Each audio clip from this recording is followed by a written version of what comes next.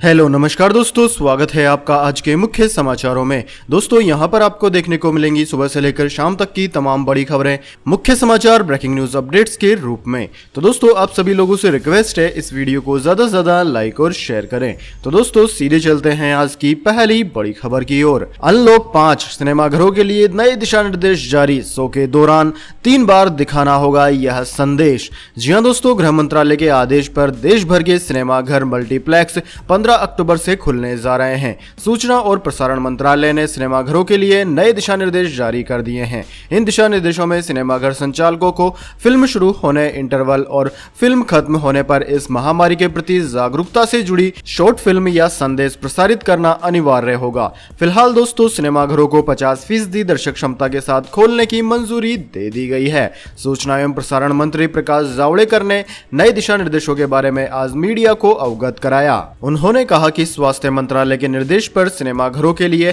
मानक संचालन प्रक्रिया एसओपी तैयार की गई है। इसके बाद दोस्तों अगली बड़ी खबर, बिहार में एनडीए ने फाइनल की सीटें, बीजेपी 121 और जेडीयू 122 सीटों पर लड़ेगी चुनाव।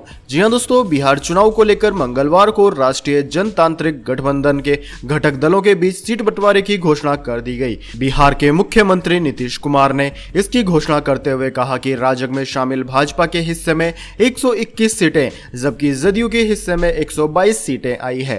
पटना में आयोजित राजग के संयुक्त प्रेस कॉन्फ्रेंस में मुख्यमंत्री ने कहा कि भाजपा को 121 सीटें दी गई है जबकि जदयू के हिस्से में 122 सीटें आई है। उन्होंने कहा कि जदयू ने अपने कोटे से हिंदुस्तानी आवाम मोर्चा को 7 सीटें दी है जबकि भाजपा ने अपने कोटे से विकासशील इंसान पार्टी को सीटें दी है। इसी के साथ एनडीए घटक दलों का सीट बंटवारा खत्म हो गया। इसके बाद दोस्तों अगली बड़ी खबर, शिवसेना नेता का सुशांत के परिवार पर बड़ा आरोप, कहा प्रॉपर्टी हड़पने के लिए फैमिली ने दिया ड्रग।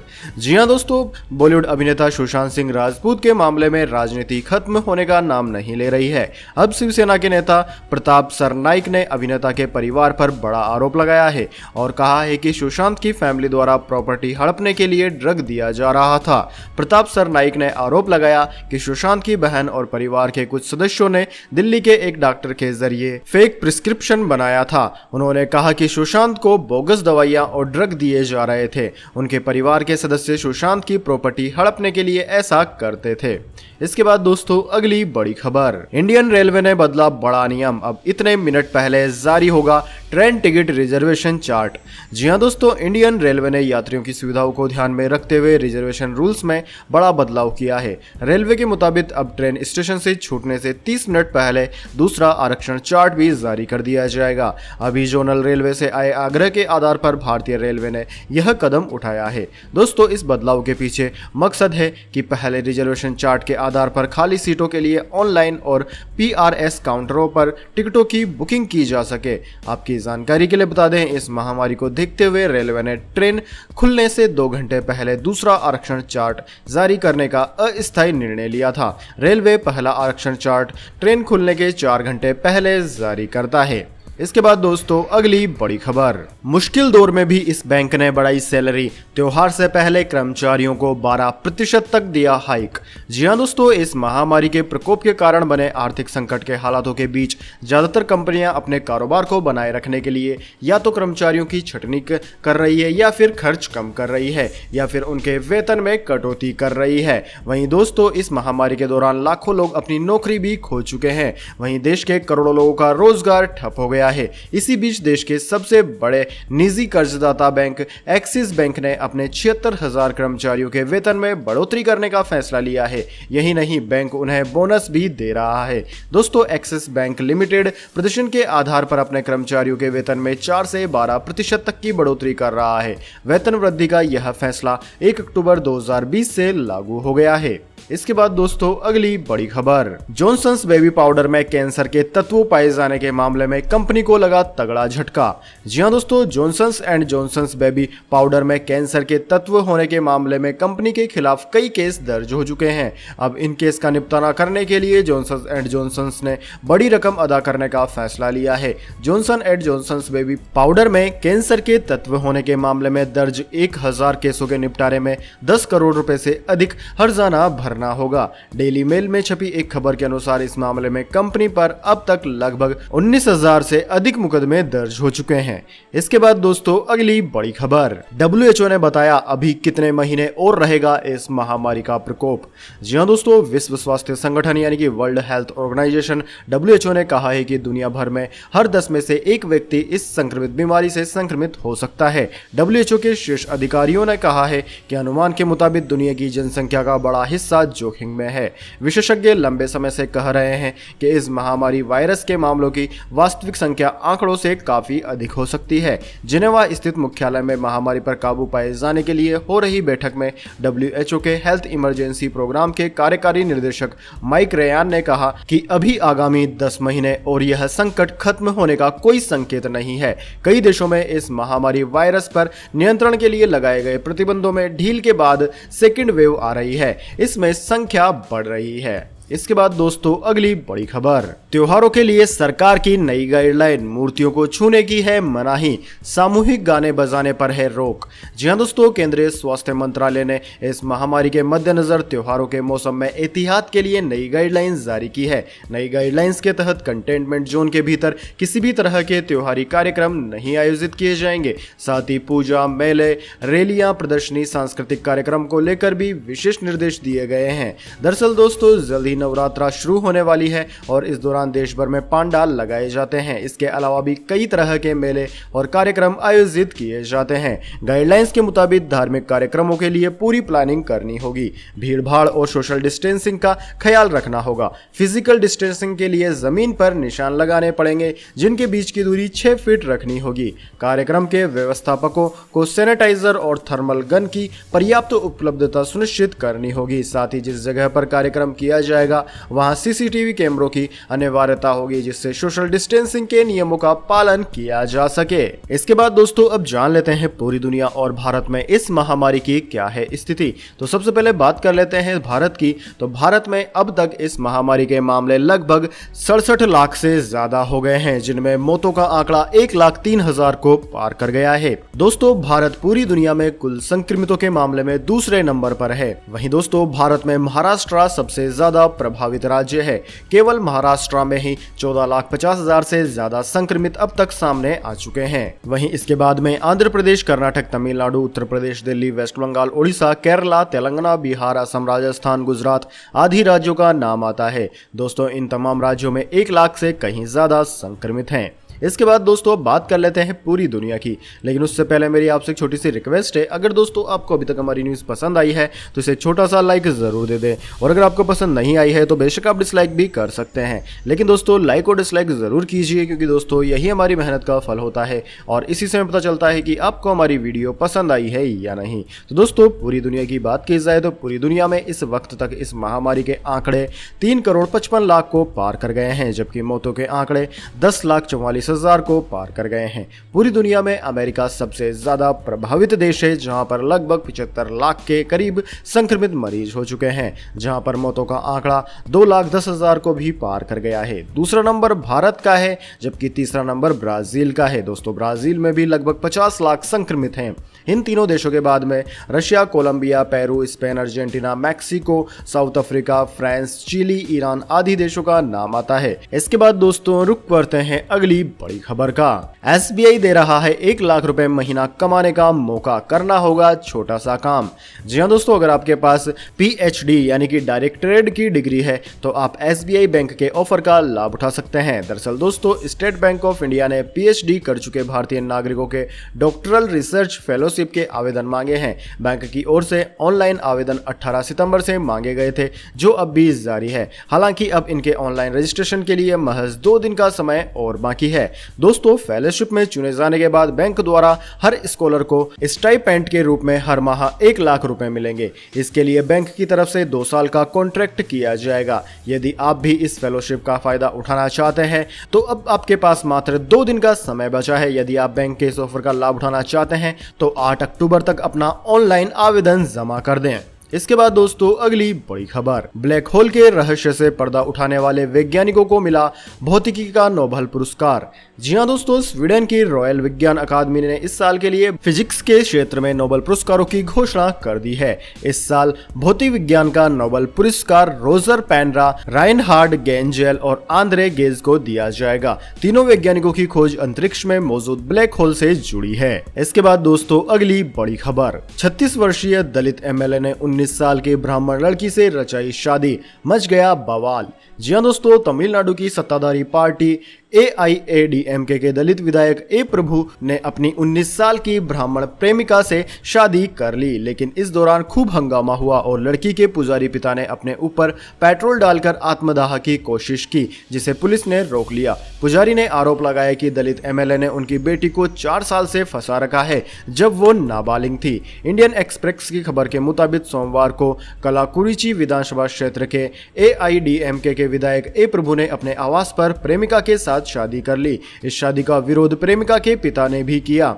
लड़की के पिता एक मंदिर में पुजारी हैं। उन्होंने आरोप लगाया कि एमएलए ने उनकी बेटी को 15 साल की उम्र में ही फंसा लिया था। दोनों के बीच 17 साल की उम्र का फासला है, लेकिन उसने फिर भी उनकी बेटी से शादी कर ली। लड़की के पिता ने कहा कि आज जो लड़का एमएलए बना है वो उनके ही घर पर रहकर बड़ा हुआ है। उसे परिवार ने बेटे की तरह माना, लेकिन उसने हमारे परिवार को धोखा दिया। वहीं दोस्तों एमएलए ए प्रभु ने पत्नी सौंदर्या के साथ वीडियो जारी कर पूरे मामले पर सफाई दी। प्रभु ने कहा कि उनका रिश्ता 4 माह पुराना है और अब उन्होंने शादी कर ली है। एमएलए ने दावा किया कि उसने लड़की के परिवार से शादी की इजाजत मांगी थी, लेकिन परिवार ने मना कर दिया। इसके बाद दोस्तों अगली बड़ी खबर, शानदार तेजी के साथ बंद हुए शेयर बाजार, सेंसेक्स में 600 अंक की तेजी रही। जी हां दोस्तों, भारतीय शेयर बाजार लगातार चौथे दिन तेजी के साथ बंद हुआ। सेंसेक्स 601 अंकों की तेजी के साथ 39,575 पर बंद हुआ, जबकि निफ्टी 159 अंक उछलकर 11,662 पर बंद हुआ। बीते 2 दिन में सेंसेक्स 878 अंक और निफ्टी 245 अंक मजबूत हो गया है। बाजार में आखिरी घंटों में अच्छी खरीदारी देखने को मिली, जिसके चलते सेंसेक्स और निफ्टी आज दिन की ऊंचाई के करीब ही बंद हुए। इसके बाद दोस्तों अगली बड़ी खबर, गोल्ड सिल्वर प्राइस टुडे, सोना हुआ 454 रुपए प्रति 10 ग्राम महंगा, चांदी के दाम 751 रुपए तक बढ़े। जी हां दोस्तों, अमेरिकी डॉलर के मुकाबले भारतीय रुपयों में आई कमजोरी के चलते घरेलू बाजार में सोने की कीमतें बढ़ गई है। दिल्ली सराफा बाजार में 10 ग्राम सोने का दाम 454 रुपए बढ़ गया, वहीं 1 किलोग्राम चांदी का दाम 751 रुपए बढ़ गया। एक्सपर्ट्स का कहना है कि अमेरिकी राष्ट्रपति डोनाल्ड ट्रंप के स्वास्थ्य में आए सुधार और अमेरिका की ओर से राहत पैकेज के प्रयास आगे बढ़ने की उम्मीद के चलते अंतर्राष्ट्रीय स्तर पर डॉलर के बढ़ने से सोने की कीमतें लुढ़क गई है। वहीं दोस्तों बात की जाए दिल्ली सराफा बाजार की, तो दिल्ली में 99.9% शुद्धता वाले सोने के दाम 454 रुपए बढ़कर 51,879 रुपए प्रति 10 ग्राम पर पहुंच गए। वहीं दूसरी ओर चांदी की बात की जाए तो चांदी के दाम 751 रुपए बढ़कर 63,127 रुपए प्रति किलोग्राम पर पहुंच गए हैं। इसके बाद दोस्तों अगली बड़ी खबर, पेट्रोल डीजल प्राइस टुडे, जानिए आज क्या है राष्ट्र राजधानी दिल्ली में 1 लीटर पेट्रोल और डीजल की कीमत। दोस्तों घरेलू पेट्रोल और डीजल की कीमतों में आज भी कोई बदलाव नहीं हुआ है। दिल्ली में पेट्रोल की कीमत 81 रुपए 6 पैसे प्रति लीटर रही, जबकि डीजल की कीमत 70 रुपए 46 पैसे प्रति लीटर रही है। दोस्तों आपकी जानकारी के लिए बता दें, हर रोज सुबह 6 बजे पेट्रोल और डीजल की नई कीमतें जारी की जाती है तेल कंपनियों के द्वारा। इसके बाद दोस्तों अगली बड़ी खबर, फ्लिपकार्ट अमेजन की फेस्टिवल सेल पर लगेगी रोक, CCI को मिला कैट का साथ। जी हां दोस्तों, अमेजन और फ्लिपकार्ट जैसी ई कॉमर्स कंपनियों की फेस्टिवल सेल पर रोक लगाई जा सकती है। दरअसल भारतीय प्रतिस्पर्धा आयोग ने फ्लिपकार्ट और अमेजन के खिलाफ जांच कर कर्नाटक हाई कोर्ट की अंतरिम रोक के खिलाफ सुप्रीम कोर्ट का दरवाजा खटखटाया है। कर्नाटक हाई कोर्ट ने दिल्ली व्यापार महासंघ की याचिका पर दोनों ई कॉमर्स कंपनियों के खिलाफ CCI की जांच पर अंतरिम रोक लगाने का फैसला दिया था। अब व्यापारी संगठन confederation of all India traders यानी कि CAIT ने CCI की याचिका को सही ठहराते हुए दावा किया कि ये दोनों ई कॉमर्स कंपनियां मनमाने तरीके से कारोबार कर रही है। व्यापारी संगठन कैट का दावा है कि अमेजन और फ्लिपकार्ट लंबे समय से मनमाने तरीके से कारोबार कर रही है। ये दोनों कंपनियां लागत से कम मूल्य पर माल बेचती है। यही नहीं, ई कॉमर्स कंपनियां भारी छूट, प्रोडक्ट्स की इन्वेंटरी पर नियंत्रण और ब्रांड्स के साथ विशेष व्यवस्था जैसे अनैतिक कारोबार करती है। कैट के राष्ट्रीय महामंत्री मंत्री प्रवीण खंडेलवाल ने कहा कि अमेजन और फ्लिपकार्ट की फेस्टिवल सेल पर प्रतिबंध लगाया जाना चाहिए। उन्होंने कहा कि इसके लिए वह केंद्र सरकार से अपील करेंगे। इसके बाद दोस्तों अगली बड़ी खबर, अखिलेश यादव ने कहा 1 यूनिट बिजली न पैदा कर सकी बीजेपी सरकार, अब निजीकरण की आड़ में खत्म कर रही है रोजगार भी। जी हां दोस्तों, समाजवादी पार्टी के राष्ट्रीय अध्यक्ष अखिलेश यादव ने यूपी में बिजली कर्मचारियों की चल रही हड़ताल को लेकर योगी सरकार पर हमला बोला है। अखिलेश यादव ने कहा कि यूपी में 15 लाख विद्युत कर्मी हड़ताल पर चले गए हैं। भाजपा सरकार निजीकरण की आड़ में रोजगार खत्म कर रही है। उन्होंने मांग की कि सरकार यह प्रस्ताव वापस ले। वहीं दोस्तों उन्होंने कहा कि विद्युत क्षेत्र में भाजपा के सत्ता में आने के बाद से ही गड़बड़ी होना शुरू हो गई है। 3.5 वर्षों में 1 यूनिट बिजली का उत्पादन नहीं हुआ। विद्युत आपूर्ति गांव में लगभग 10 घंटा और शहरों में 15 घंटे से ज्यादा कभी नहीं मिल पाई। उपभोक्ताओं को लंबे लंबे बिल पकड़ाकर परेशान किया जा रहा है। राजधानी लखनऊ में भी बिजली की आवाजाही बढ़ गई है। पानी की किल्लत भी हो रही है। अखिलेश यादव ने आगे कहा कि भाजपा सरकार शासन चलाने के बजाय देश के साधनों संसाधनों का बाजार लगा रही है। निजीकरण से वह युवाओं के लिए रोजगार के अवसरों को बेचने में लगी है। इसके दुष्प्रभावों के बारे में भाजपा नहीं सोच रही है। उसे शासन चलाने में अपनी असफलता मान लेनी चाहिए। उसकी अपनी आर्थिक कुनीतियों के चलते अर्थव्यवस्था बुरी तरह से चरमरा गई है। स्थिति उनके नियंत्रण में नहीं रह गई है, इसलिए वह जल्दी से जल्दी सरकारी सेवाओं को निजी हाथों में सौंपकर अपना राजनीतिक स्वार्थ साधन करते हुए बाहर निकलने का मौका चाहती है। इसके बाद दोस्तों अगली बड़ी खबर, दशहरा और दिवाली से पहले बैंक ऑफ बड़ौदा ने ग्राहकों को दिया तोहफा, खत्म कर दिए यह चार्ज। जी हां दोस्तों, बैंक ऑफ बड़ौदा ने 2000 सीजन से पहले रिटेल लोन की पेशकश की घोषणा की है। होम लोन और कार लोन के लिए बैंक ऑफ बड़ौदा मौजूदा लागू दरों में 0.25% की छूट दे रहा है। इसके अलावा बैंकिंग प्रोसेसिंग शुल्क भी माफ कर रहा है। दोस्तों बैंक ऑफ बड़ौदा के हेड सोलंकी ने कहा कि आगामी त्योहारी सीजन के लिए इन रिटेल लोन ऑफर की शुरुआत के साथ हम मौजूदा निष्ठावान ग्राहकों को उपहार देने का इरादा रखते हैं और साथ ही बैंकों के नए ग्राहकों को कार लोन लेने पर या फिर होम लोन लेने की शिफ्टिंग पर आकर्षक प्रस्ताव भी देते हैं। इस ऑफर के तहत ब्याज दरें भी कम रखी गई हैं और ग्राहकों को प्रोसेसिंग फीस से भी छूट दे दी गई है। इसके बाद दोस्तों अगली बड़ी खबर, पाकिस्तान में रिकॉर्ड तोड़ महंगाई, इमरान खान को सत्ता से बेदखल करने के लिए सड़कों पर उतरेगी जनता। जी हां दोस्तों, पाकिस्तान आर्थिक तंगी के दलदल में धंसता नजर आ रहा है। पाकिस्तान की मुश्किलें लगातार बढ़ती जा रही है। पाकिस्तान में भ्रष्टाचार और अर्थव्यवस्था की बदहाली के चलते लोगों में सरकार के खिलाफ गुस्सा बढ़ रहा है। अर्थव्यवस्था की बदहाली के चलते पाकिस्तान में बेरोजगारों की संख्या में इजाफा हो रहा है। जीवन जीने के लिए अनिवार्य वस्तुओं की कीमतें आसमान छूने लगी है। इस समय पाकिस्तान की गरीबी की मार बहुत ज्यादा बढ़ रही है। आलम यह है कि वहां 1 किलो गेहूं की कीमत 60 रुपए तक पहुंच चुकी है। पाकिस्तानी मीडिया में छपी खबरों के अनुसार इस समय 40 किलो के गेहूं के बोरे की कीमत 2400 रुपए है। इस समय देश में सब्जियों के भाव भी 7वें आसमान पर हैं। सितंबर 2020 में उपभोक्ता मूल्य सूचकांक 9% रहा था। तो दोस्तों यह थी आज की तमाम बड़ी खबरें। इसके बाद दोस्तों बारी आती है आज के माइंड क्विज क्वेश्चन की। जी हां दोस्तों, एक आसान से सवाल का जवाब देकर आप जीत सकते हैं एक अमेजिंग सरप्राइज गिफ्ट हमारे यूट्यूब चैनल की ओर से।